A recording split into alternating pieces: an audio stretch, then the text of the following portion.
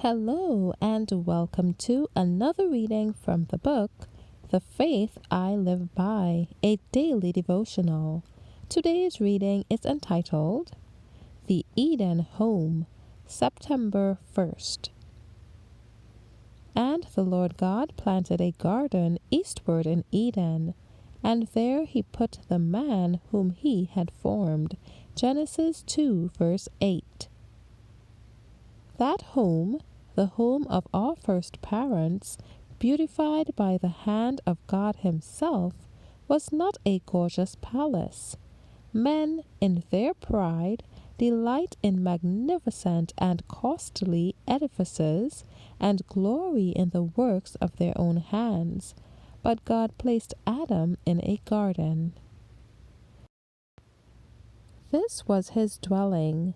The blue heavens were its dome, the earth with its delicate flowers and carpet of living green was its floor, and the leafy branches of the goodly trees were its canopy. Its walls were hung with the most magnificent adornings, the handiwork of the great master artist. It was the design of God that man should find happiness in the employment of tending the things he had created, and that his wants should be met with the fruits of the trees of the garden.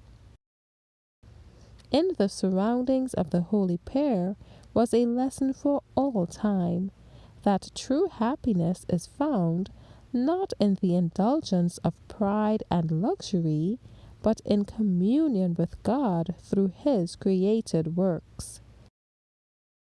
If men would cultivate greater simplicity, they would come far nearer to answering the purpose of God in their creation.